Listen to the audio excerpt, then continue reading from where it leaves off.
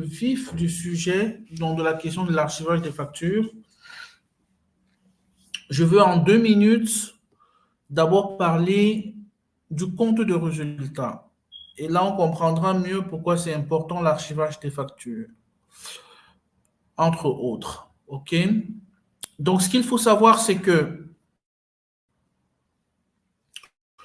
toute société, partout dans le monde, même les associations, doivent...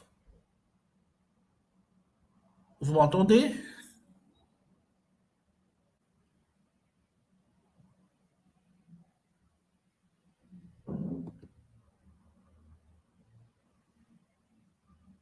OK, super. Donc, je disais,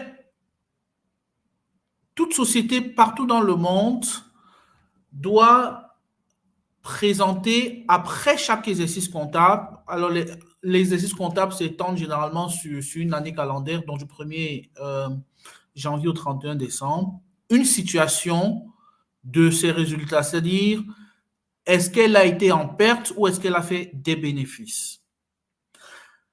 Toute société, y compris quand ils disent toute entreprise, que ce soit une société ou même une association. Et donc là, ce que je suis en train de vous montrer à l'écran, c'est la situation réelle d'une association en Belgique.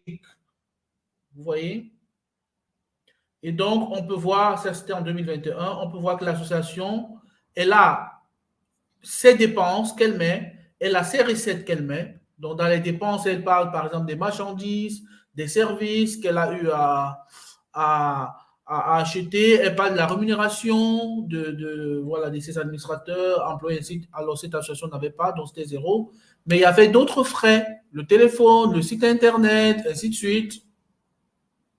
Là, ce sont les dépenses. Et de l'autre côté, il y a les cotisations, les recettes. D'autant pour moi, dans les recettes, on a les cotisations, les dons, les legs, ainsi de suite. On aurait pu mettre des revenus financiers.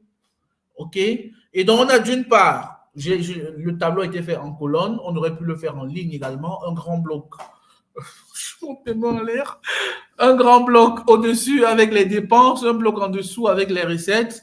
Et à la fin, la différence des deux va permettre d'avoir le résultat. C'est très important pour moi de rappeler ce cadre avant d'entrer dans le principe de l'archivage des factures. Et donc,